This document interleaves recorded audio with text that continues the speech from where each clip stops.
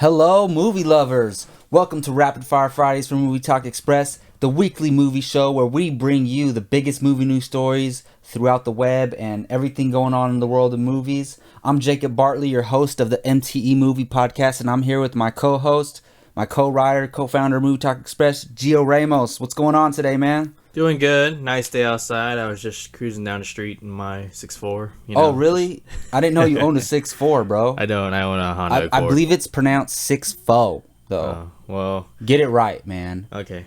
Now, we're still stuck on that hype from Straight Outta Compton. What a great movie. Go check out my review on MovieTalkExpress.com. It should be the top article on the page, if not one of the second or third ones. But anyways, that's not what we're here to talk about. We're here to talk about the movie news from this past week. As usual, Gio will run down the movie news topics, and we'll go over them and give our opinions and speculations on the movie news throughout the past week. So, Gio, what do we got for him today, man? All right, the first one is an exciting one. We have a slate of new photos released from EW earlier this week for Star Wars The Force Awakens. And on top of that, they also gave us an international TV spot. So we're going to talk about the photos first. We have 12 new photos. Right? Yeah. Including the cover for Entertainment Weekly, the fall movie preview. And, well, we're not going to get too deep into these photos here. You should be looking at them right now at the video. But, I mean, these photos look great. They further get me more excited for this film. You know, like it's already a given. We're gonna be there at the midnight release for this film. I don't know if I'm gonna be there. Yeah, you will be there. Of course, I'm gonna be there. I mean, these photos look great. You have one of Daisy Ridley and John Boyega. God, what's his character's name? I just said Daisy Ridley, the Finn. character. Finn. No last name. Just Finn. For now. Finn. Calrissian? What? Nah. Finn Windu. Oh, I'm man. just kidding. Yeah, we'll get into that later. But yeah, they're running away from some stormtroopers. Sorry, guys, I'm excited here. You have C-3PO and R2-D2 chilling. You have Kylo Ren looking very dangerous. Domhnall Gleeson. All these photos look great. Captain Phasma. You have Kylo Ren at the cover, with his red lightsaber. It looks awesome, man. What do you think of these photos? Damn you, Gio. Damn you. You know I try to stay away from any photos and trailers, and now I had to check these photos out and watch the trailer, but I'm glad I did because I love them. It's one that stands out to me is the C-3PO and R2-D2 one. I think this is the first official photo we get of C-3PO with his new red arm. So, how did he get that red arm? I'm really curious to find out. The money shot, though, is Kylo Ren, man. Like, wow. He looks incredible. It kind of looks like he made his whole outfit and his weapon in his garage somewhere, but I like that. It kind of gives a certain feel to it that it shows the type of character he is. They say he's obsessed with the Sith, and he scraps parts together to build his lightsaber and his mask. So, and I heard something that this mask is supposed to resemble the Darth Vader mask in somehow. I don't think it really looks like the Darth Vader mask, but I guess a little bit. But yeah, I like the photos. Nothing too crazy, nothing that really blows my mind, but I like them. Yeah, I mean, they're certainly exciting, guys. Anything related to Star Wars these days, I mean, how could you not be excited? This movie's coming out in just a couple months now, we're just around the corner, guys. So that's exciting to look at. And D23 is happening right now, I believe. And it's this week, right? Or is it happening as we speak? Yeah, it's happening right now. Holy crap. And we might get some more Star Wars news. Unfortunately, J.J. Abrams has confirmed there will be no new trailer or footage. But again, for a movie like this, with just teaser trailers alone and a couple TV spots, that's all that's really needed to sell this movie. Like, I'm all in. And we'll be talking more about this for this month's comic book talk, right, Jacob? Yes. Speaking of that, we might. It's not guaranteed, but we might be putting together our very own Star Wars podcast because we were planning on including it in the Comic Hero talk, but we still might do that. We're negotiating it. We're talking with Jake Berlin from Apocalypse, one of our normal guests, and we're discussing the details. So yeah, so just keep an eye out for that. We're discussing it now. So what do we got next, Gio? Still Star Wars, right? Yeah, we're gonna talk real quick about the international TV spot that was released. It's a Korean TV spot, but for the most part, it's recycled footage. But you do get a glimpse of the First Order and the Stormtroopers in like strength in numbers, as I call it. You know, like there's like either a battalion or two of Stormtroopers getting like a pep talk or something, and I was trying to figure out who was giving it, and it looked like Domhnall Gleeson's character, General Hux. Now, I mean, it's too honestly, like when you watch the trailer, it's too quick and too far away to even tell.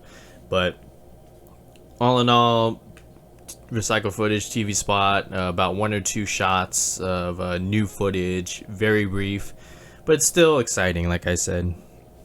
What do you think about it, Jacob? I mean, not too many new things in this trailer. Like you said, the opening shot of what looks like General Hux, played by Domhnall Gleeson, speaking to the army of stormtroopers. That's really cool. It reminds me of Star Wars Episode 2 when Darth Sidious is talking. Palpatine is like overlooking the. Yeah, exactly. It reminds me of that. So clone troopers. A little nostalgia there, but as if Star Wars isn't nostalgia enough. But I mean, I didn't love it, but it's a cool little tidbit on our way to The Force Awakens. Yep. So you guys can see that on the site as well. Check it out. All right, and moving forward, we have our second trailer, a full trailer for Quentin Tarantino's The Hateful Eight. It's Quentin Tarantino's follow-up western to Django Unchained. You guys can check it out on the site.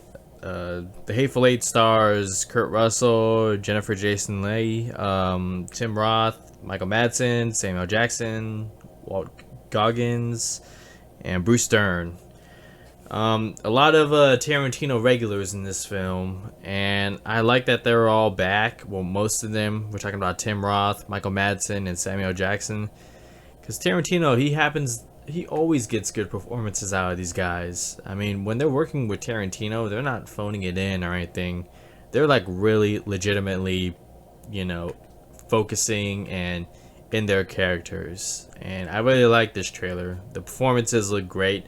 The dialogue, you wouldn't expect anything less from a guy like Tarantino. The film, how it's shot, it looks magnificent. I mean, we're talking about like Tarantino using Panavision 70 millimeters to film this, and it looked great. It really does, and I'm excited for this film.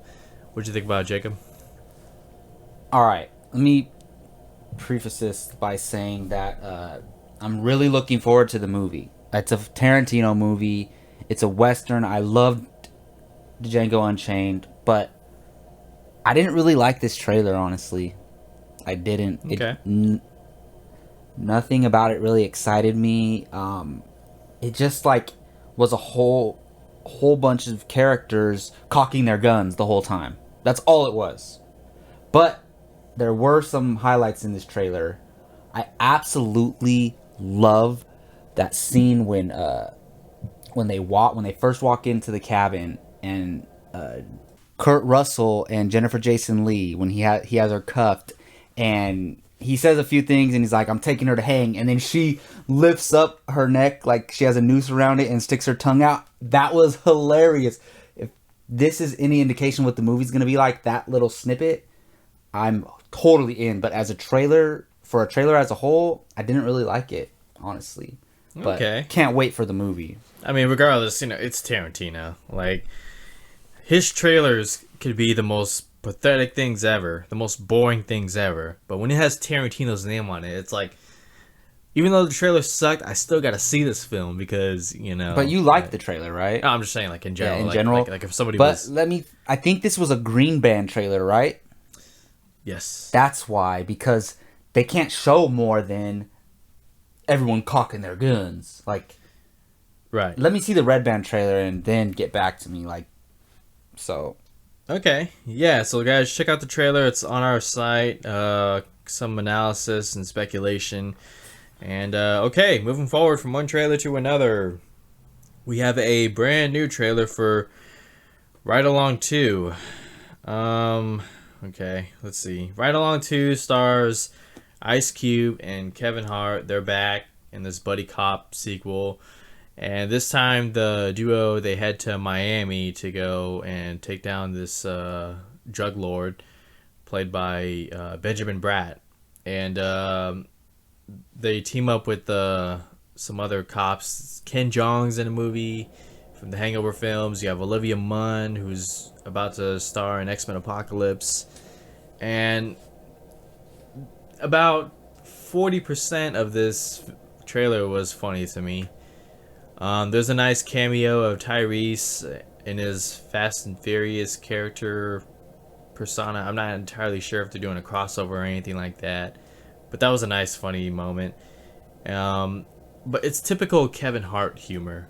He's loud, short jokes, being the tough guy even though he's, people look down on him, and Ice Cube, getting a headache from Kevin Hart. All typical stuff that you would expect. And I'll say that this trailer has kind of sold me on wanting to see this film, whereas the first trailer to the first film, I was never really, tempted to watch it. So I'll say that. That's just me. What about you? Yeah, so my first time seeing this trailer was actually last night before Straight Outta Compton. Uh-huh. Have you seen it before that? Yeah.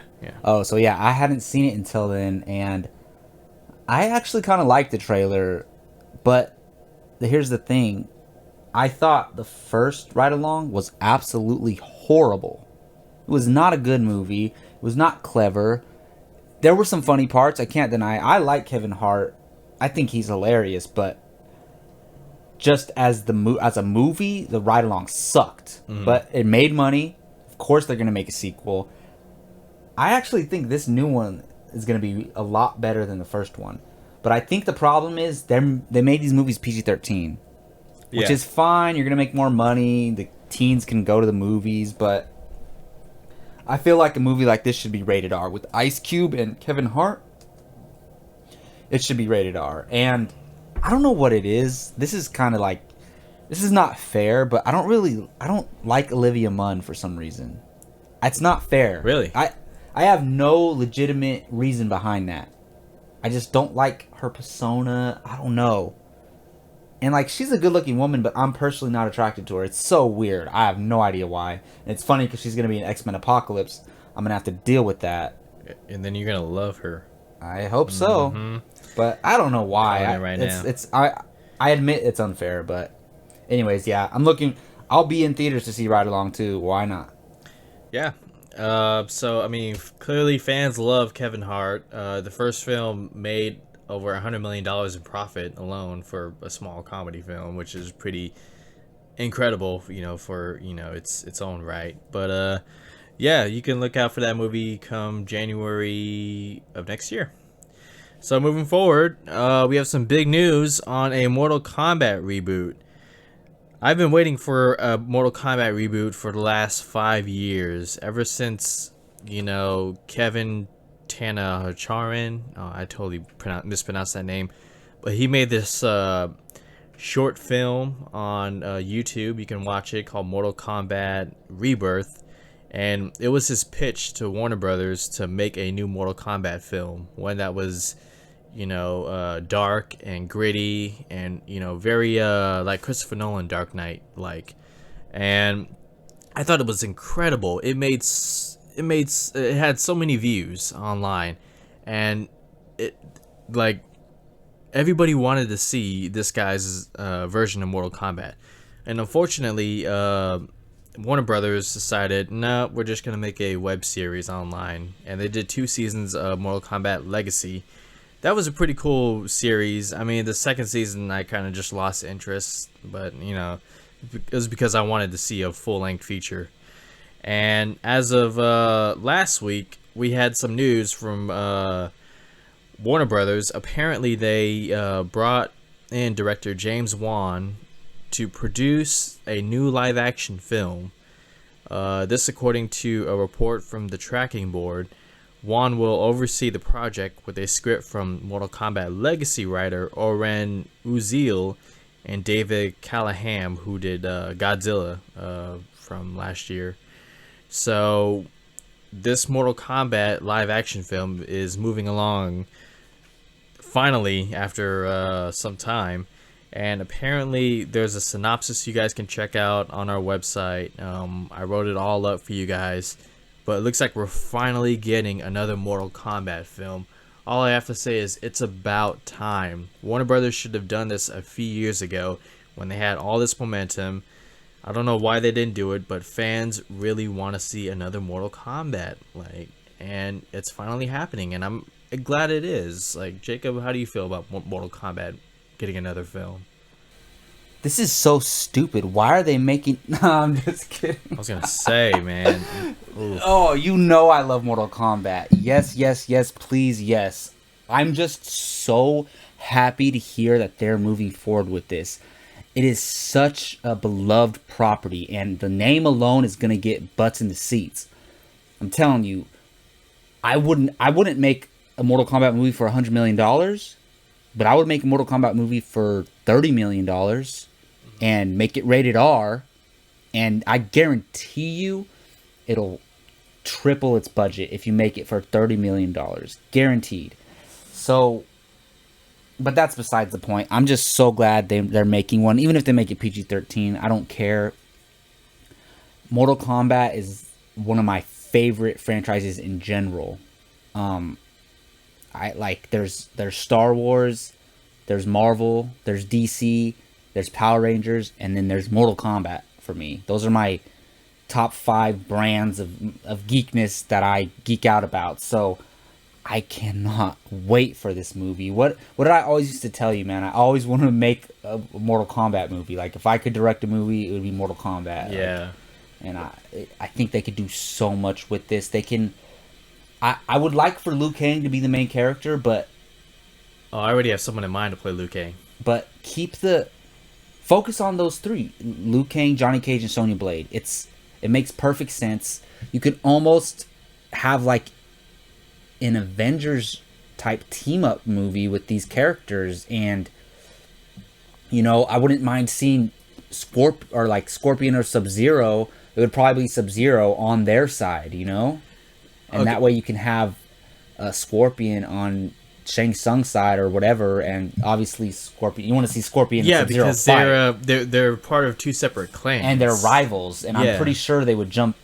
They're gonna make this more grounded than the original Mortal Kombat movie, which I love personally. So this is not an official synopsis. Sorry to step in, but according to the report, it's gonna focus on Liu Kang. I mean, he's not gonna be the main focus, but it's gonna be heavily focused on him. And being the chosen one to, win this Mortal Kombat tournament. So I do like that, that they're making Liu Kang the focal point because, he essentially becomes Mortal Kombat, champion of the tournament. And but they can go any way they want. They can make Johnny Cage the main character. Well, they could. Yeah. They can make Sonya Blade the main character. Have a female lead in action franchise. Why not? Yeah. They totally could. Or, who knows, maybe Sub-Zero's the main character. And the basis of the movie is Sub-Zero and Scorpion's rivalry. They can go so many directions. They can...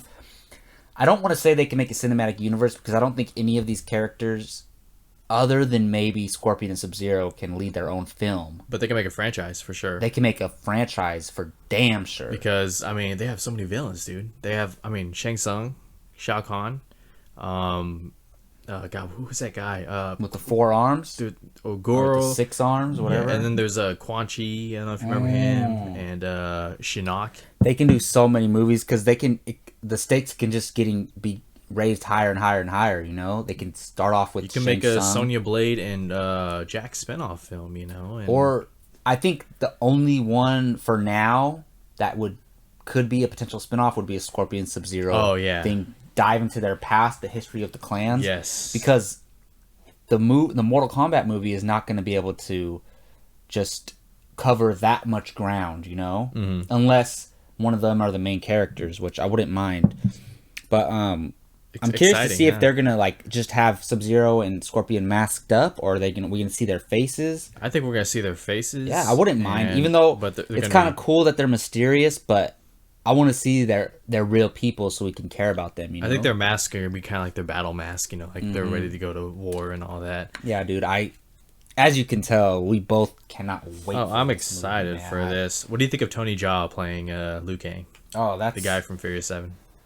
I mean, that would be amazing. He's the top, movie star martial artist out there, right? Yeah. How old is he though? He's like 36. And how well is his English? That's the main thing.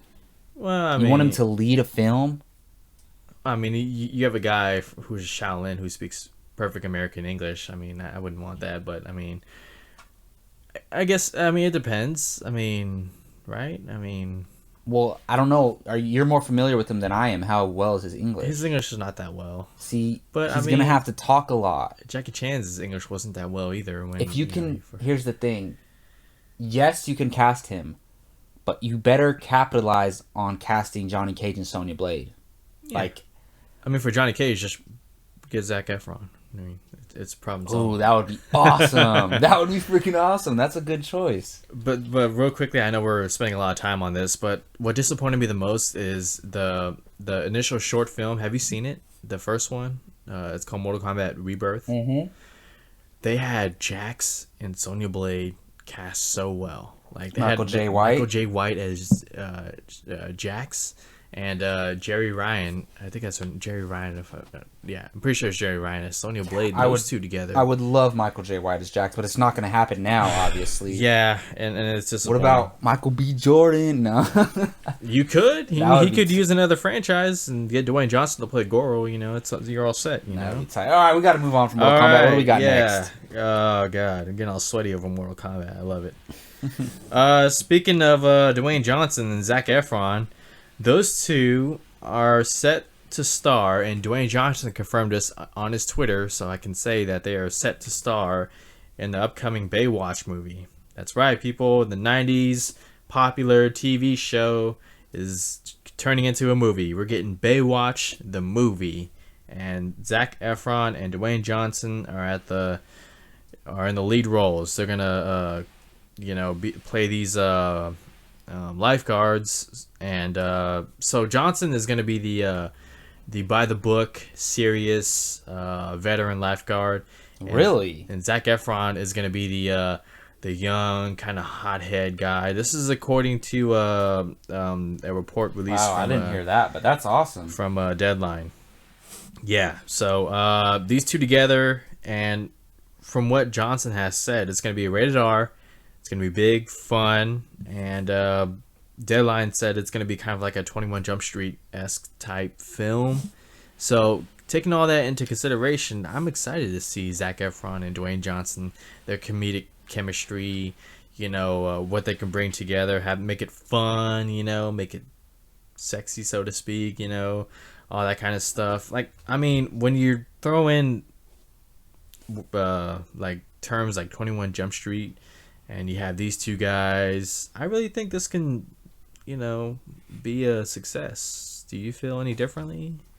Nope. This is great news. If you told me that they're doing a PG-13 direct adaptation of the Baywatch show, I would check out right away. Nope, I'm not going to see it.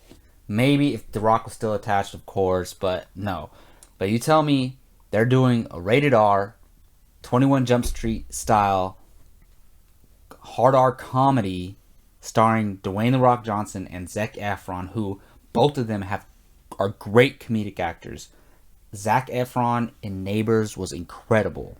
I wasn't even a fan of Zac Efron at all until Neighbors. And now he's like one of my favorite male actors working in Hollywood today. Yeah. And The Rock is freaking hilarious. The Rock is a rock. Remember him in The Other Guys? Yeah. With him and Sam Jackson in the beginning?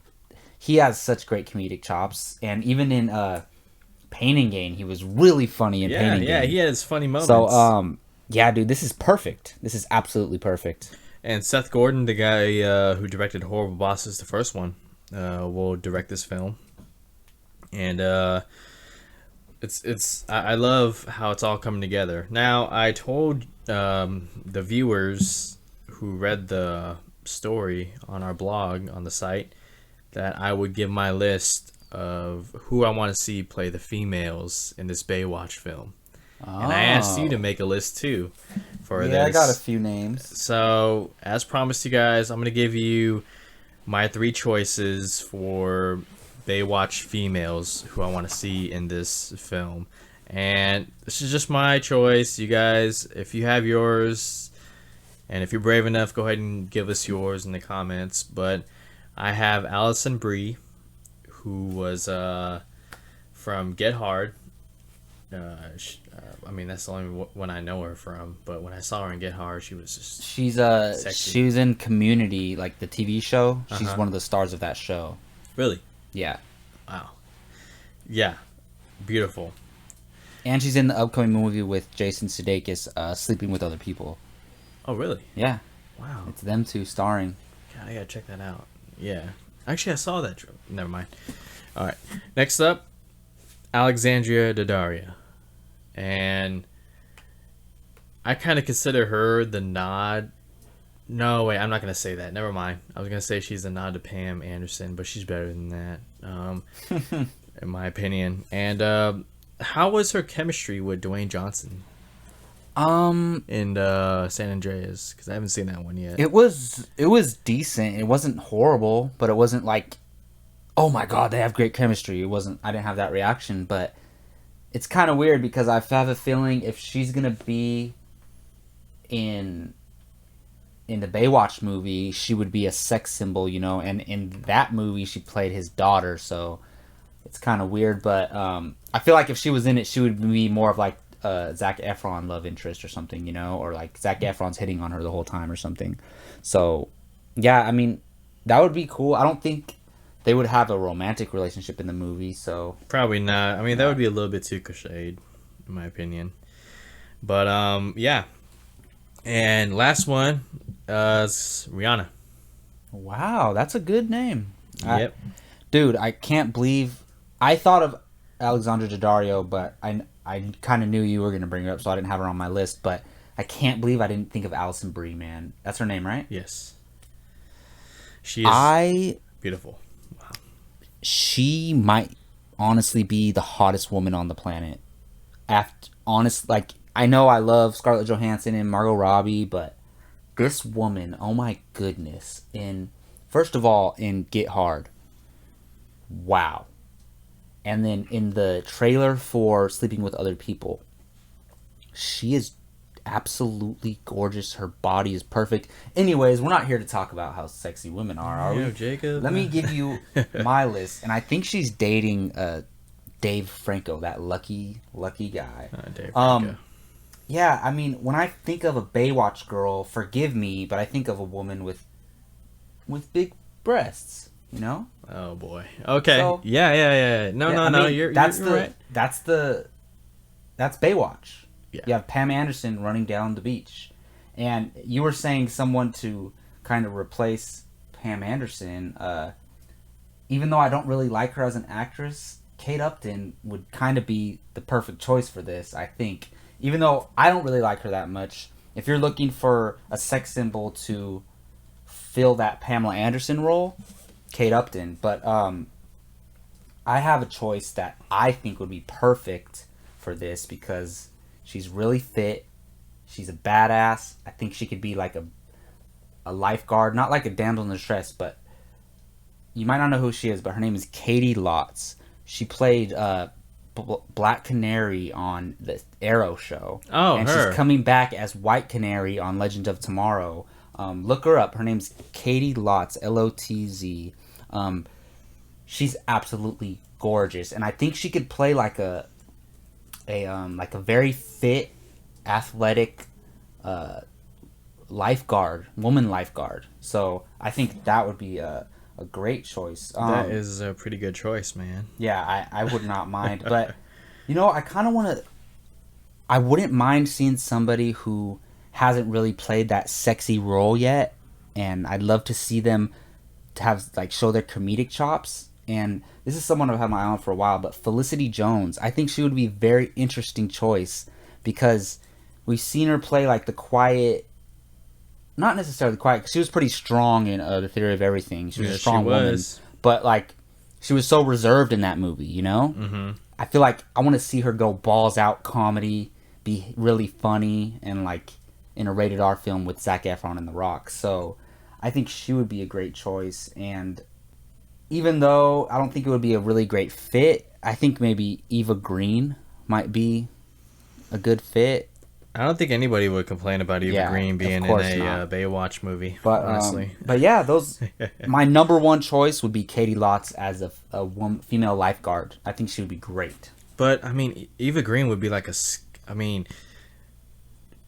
don't know. I could just imagine myself, drowning in the water and seeing Eva Green running toward me. She's kind of scary, man. You think so? She can be kind of scary. She can get those, when she's serious, she can get those stares, and I'm just no. I wouldn't mind her rescuing me from the ocean. Just saying. But yeah, man, that's a pretty good list, man.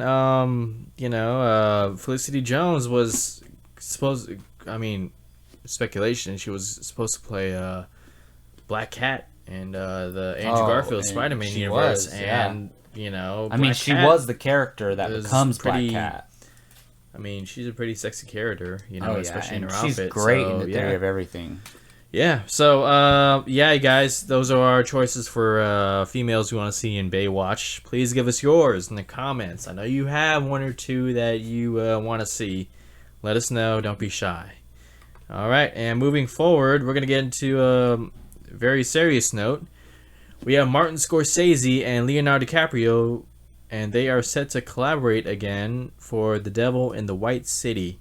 So for those of you who don't know, The Devil in the White City is based on a non-fiction popular book, and it's about one of America's first serial killers. The guy's name is H.H. Holmes.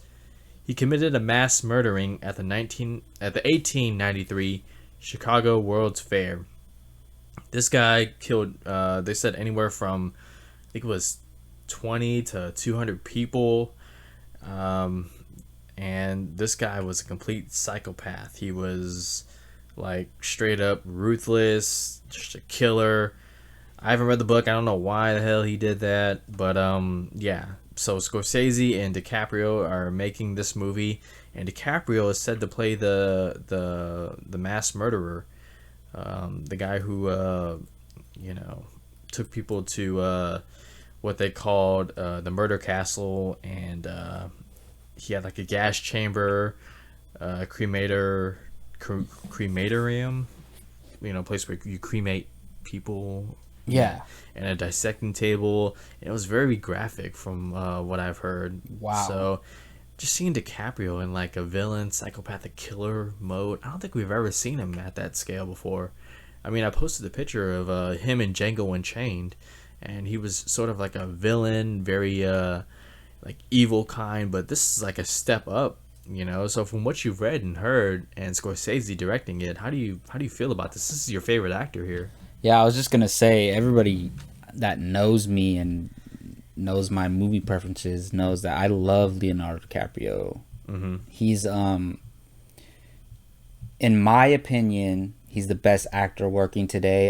Daniel Day-Lewis is great, but he does one movie every 5 years. So, I think you have to put out more work to be considered the best in the game. So, I think DiCaprio is the best working today. And what have we got with him and Scorsese working together? We got Gangs of New York. We got The Departed. We got Shutter Island, which is not the best movie, but DiCaprio's great in it.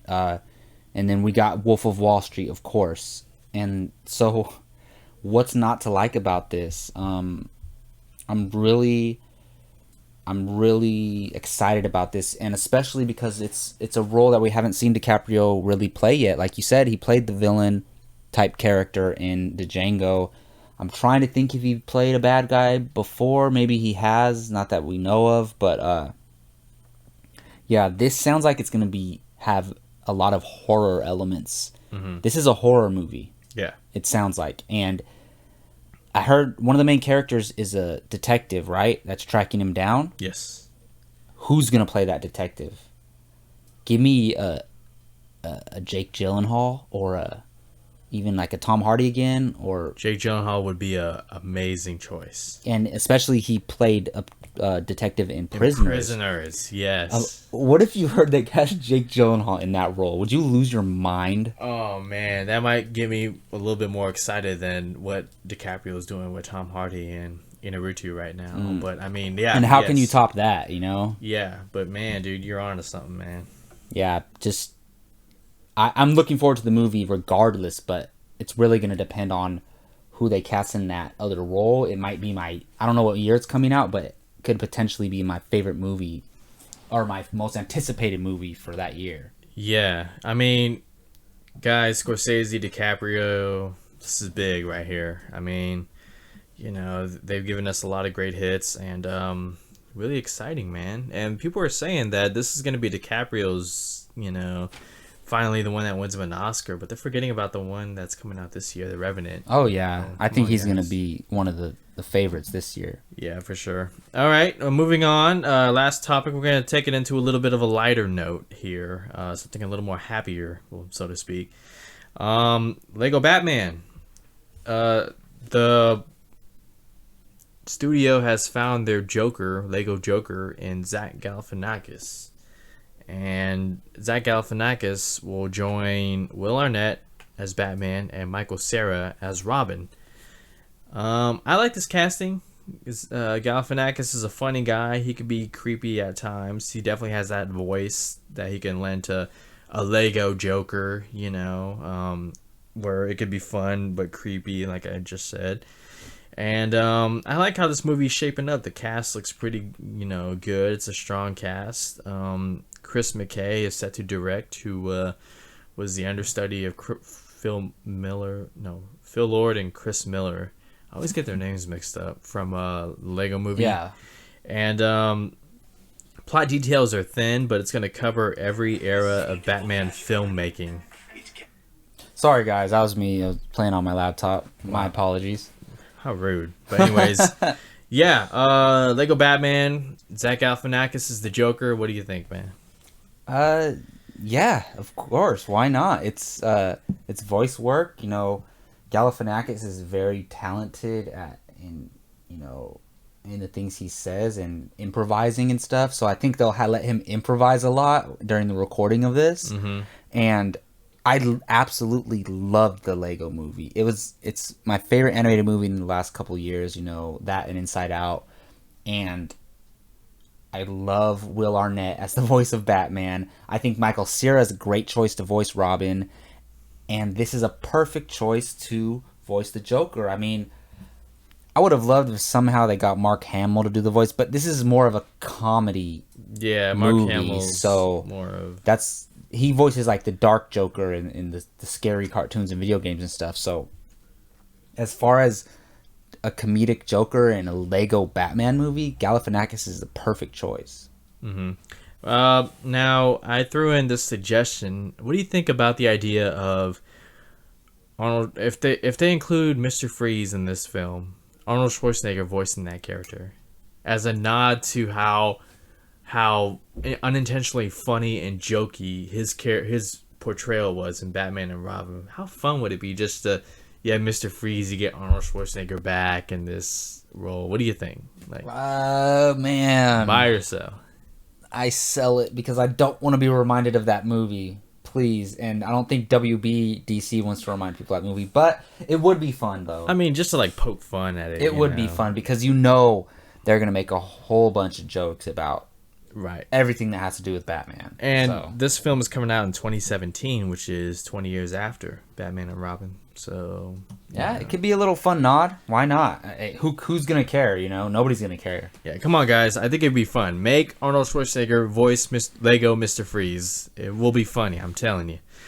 And that's it, man. That's all the subjects for the Rapid day? Fire Friday. Yep. All right, well, thank you all for listening. That's going to do it for Rapid Fire Friday, the weekly movie news show from Movie Talk Express. I'm Jacob Bartley, your host of the podcast and Rapid Fire Friday. You can find me on Twitter at Jake Ryan at Jake Ryan Bartley. Gio, where can they find you online, man? Facebook, Jojo Ramos. Twitter, Jojo Ramos24. And on Movie Talk Express every day. Check out a feature I did, 5 favorites superhero films that are not based on comics. You might find 1 or 2 films that you remember and you actually liked. Yes, please check out our site, movietalkexpress.com. Great articles, great movie reviews, everything you need regarding the world of movies. And check out our Facebook at Movie Talk Express. Check us out on Twitter at Movie Talk EX. And please don't forget to hit that subscribe button if you heard anything you liked. If you enjoyed our podcast, please hit that subscribe button. It will really, really help. We'd really appreciate it. And if you're already subscribed, hit that like button if you liked it. Hit that dislike button if you didn't. We're open to constructive criticism. Well, thank you, and we'll see you all next week.